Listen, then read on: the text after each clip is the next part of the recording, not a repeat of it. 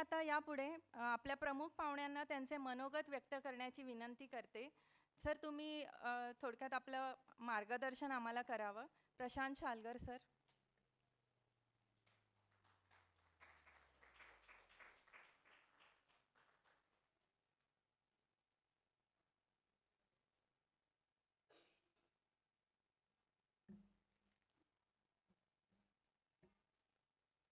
सर्वप्रथम GBAचं 5व्या वर्धापना दिनानिमित्त अभिनंदन आणि पुढील शुभेच्छा. अजून पाहिजे? बर बर बर. आता हे जवळ जास्त लांब येणार नाही आणि मला जास्त बोलायचं नाही का. आता तुमचं सर्वांचा, या उद्योजकांचा, स्पेसिफिकली उद्योजकांचा असं मी म्हणेन, महिला मंडळात जास्त दिसत आहेत आणि महिला मंडळ आत्ता सध्या पुढाकार घेत आहेत उद्योगांमध्ये. ती एक चांगली गोष्ट आहे. मराठीत बोललं तर चालेल ना, कारण सध्या मराठीवर खूप वाद चालले आहेत. तर आता या उद्योजकांचं, स्त्री उद्योजकांचं मनोगत आणि त्यांचा प्रवास एकंदरीत ऐकल्यानंतर मला त्यांच्यापासून काहीतरी प्रेरणा आणि शिकायला नक्कीच मिळालेलं आहे. त्यांचे जे 5 वर्षातले किंवा इतर काही 2 वर्षातले जे त्यांनी यश संपादलं आहे, त्या यशाचं खरोखरच कौतुक आहे. छोटे उद्योजक हा थब्बा तुमच्यावर नसावा. तुमचा उद्योजकाची भरारी मोठी असली पाहिजे. छोटा हा शिक्का काढून टाका. तुम्ही मोठे उद्योजक आहात हे आत्तापर्यंतच्या एकंदरीत मला तुमच्या उद्योग प्रवासाचं वर्णन ऐकल्यानंतर लक्षात आलेलं आहे. मला एक सांगा की सर्वात व्यवसायात महत्त्वाचा घटक कुठला आहे? कोणी उत्तर देऊ शकेल? तुमच्या व्यवसायामधला सर्वात महत्त्वाचा घटक कोण आहे?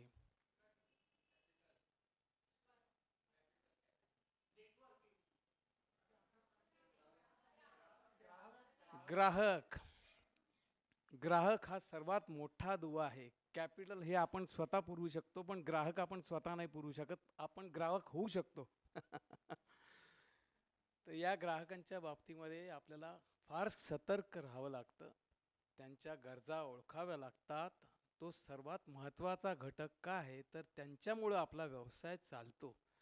अर्थात मी एवढा काही मोठा व्यक्ती नाही आहे की तुम्हाला काही 2 गोष्टी सांगू शकेल, पण माझ्या वयाच्या 12व्या वर्षापासून मी या व्यवसायामध्ये आहे.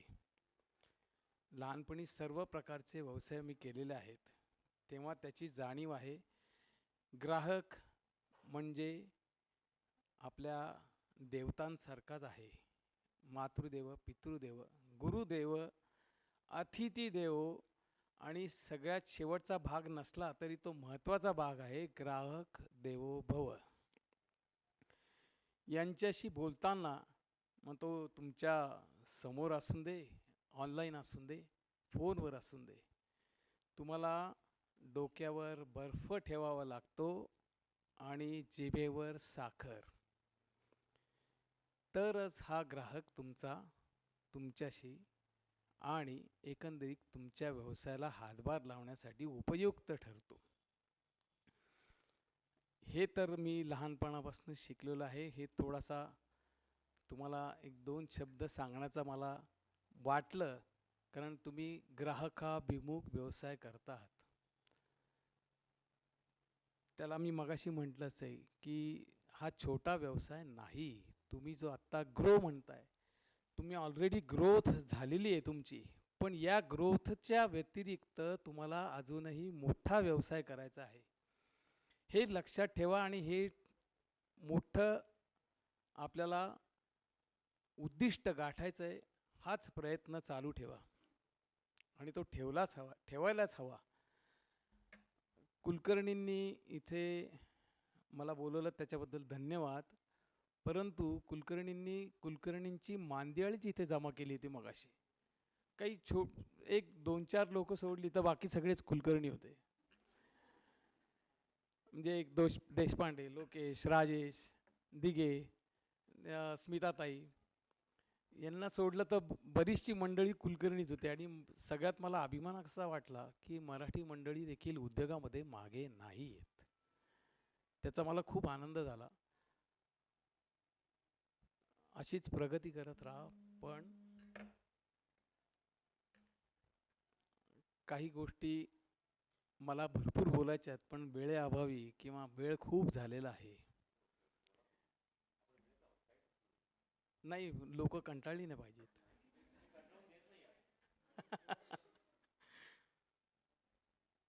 व्यवसाय वृद्धीसाठी बऱ्याच काही गोष्टी आवश्यक असतातच. त्यातला मी आता एक घटक फक्त तुम्हाला सांगितलाय, ग्राहक. आणि तो सगळ्यात महत्त्वाचा आणि मोठा आहे. व्यवसायामध्ये व्यवस्थापन, प्लॅनिंग, फोरकास्टिंग, ॲडव्हर्टिजमेंट, ट्रेनिंग, कम्युनिकेशनचा एक आत्ता मी भाग तुम्हाला सांगितलाच की डोक्यावर बर्फ आणि जिभेवर साखर. त्या कम्युनिकेशनमधलाच एक भाग छोटासा मला सांगायचा राहिला. ग्राहक आणि मरण हे कधी येतं हे तुम्हाला सांगून येत नाहीत. जे तुमच्याकडं ग्राहक येतात त्यांच्याशी व्यवस्थित, गोडीने, समजुतीने आणि त्यांच्या कलेनेच तुम्हाला वागावं लागतं. अन्यथा माउथ पब्लिसिटी हा एक विचित्र प्रकार आहे. तो पब्लिसिटी तुम्हाला विरोधाकडे, विरुद्ध दिशेला घेऊन जाऊ शकतो. पण आजच्या सोशल मीडियामधली जी पब्लिसिटी, निगेटिव्ह पब्लिसिटी आहे, ती अजून तुम्हाला गोत्यात आणू शकते. तेव्हा सोशल मीडिया असून दे किंवा आपली वैयक्तिक समोरासमोर गाठ असून दे, त्याच्यामध्ये माउथ पब्लिसिटीचा फायदा जास्तीत जास्त होतो सोशल मीडियापेक्षा. समोरासमोर असणारे रिलेशन्स, मग ते सप्लायर असून दे, तुमचे स्टाफ असून दे, तुम्हाला सेवा पुरवणाऱ्या व्यक्ती असून दे, यांच्याशी तुम्ही जेवढं कम्युनिकेशन चांगलं ठेवताल तेवढा तुमचा व्यवसाय चांगला राहू शकेल आणि चांगला राहतो. दुसरी गोष्ट, सप्लायर. तुमचे जे सप्लायर आहेत त्यांचे देणी ती वेळेवर द्या. इरिस्पेक्टिव्ह तुम्हाला येणारी येणी किती आहेत किंवा कमी आहेत, जास्त आहेत, ही बाजूला ठेवा. पण सर्वात महत्त्वाचा दुवा तो पण आहे की त्या सप्लायरचं जर तुम्ही व्यवस्थित देणी दिली नाही तर तुमचं जे प्रॉडक्ट आहे त्याला तुमची किंमत येणार नाही. ती ठेवा सतत. त्यांच्याशी व्यवस्थित राहा. स्टाफ हा तुम्हाला सहकार्य करत असतो. प्रत्येक गोष्टीमध्ये त्यांना पण काही ना काहीतरी अडचणी असतातच. ते तुमच्याकडे स्टाफ म्हणून आलेले असतात. त्यांची काहीतरी मजबुरी असेल कदाचित. पण त्यांनी जर तुमच्याबरोबर त्यांचं काम केलंच नाही तर तुमच्या व्यवसायाला यशस्वीपणा येणार नाही किंवा त्याची चाल व्यवस्थित राहणार नाही. आता यांनी बऱ्याच काही गोष्टी तुम्हाला सांगितलेल्या आहेच नितीन सरांनी, की ते ग्रो करायला कशा कशा गोष्टी लागतात. मला असं वाटतं की माझ्यापेक्षा जास्त गोष्टी नितीन सरांनी सांगितल्या असाव्यात, कारण ते माझे बॅच मेंबर आहेत. नुमोईचा थोडाफार अंश त्यांच्याबरोबर माझ्याकडेही आलेला आहे. हाती घ्याल ते तडीस न्या हे ब्रीद वाक्य त्या काळात जे दिलेलं आहे ते आम्ही आत्ता देखील अंमलात आणतो आहोत. त्या काळातले जे काही शैक्षणिक विभाग आहे, त्या काळामध्ये जे आम्हाला छोटे छोटे व्यवसाय शाळेतूनच बघायला मिळाले, ते मला अत्यंत महत्त्वाचे वाटत आहेत. मगाशी त्यांनी उल्लेख केला होता की आपल्या अपरोक्षही व्यवसाय चालला पाहिजे. हो, हे अगदी खरं आहे. आपल्या अपरोक्ष हा व्यवसाय चालला पाहिजे. तो किती मोठा आहे आणि किती मोठा करून ठेवायचा हे प्रत्येकजण आपापल्या योग्यतेनुसार ते ठरवतो.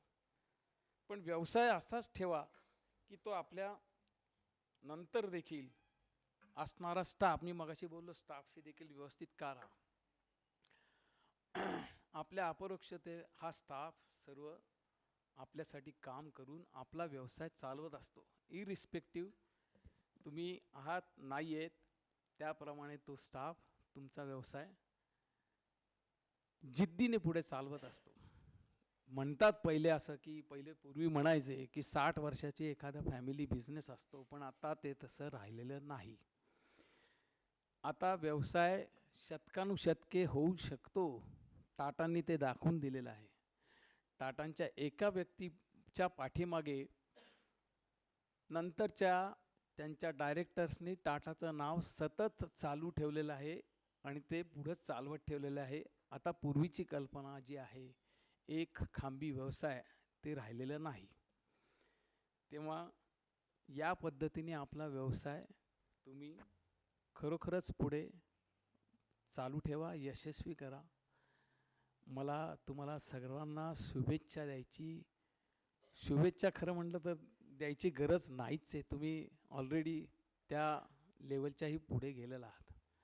तरी तुम्ही यशस्वी व्हाल अशी मी शुभेच्छा देतो आणि मी माझे 4 शब्द संपवतो.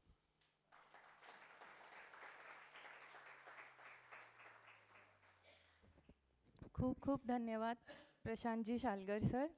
तुम्ही अतिशय महत्त्वाचं असं मार्गदर्शन केलेलं आहे. आमच्या व्यवसाय वृद्धीसाठी लागणारे जे घटक आहेत ते अतिशय छान प्रकारे उलगडून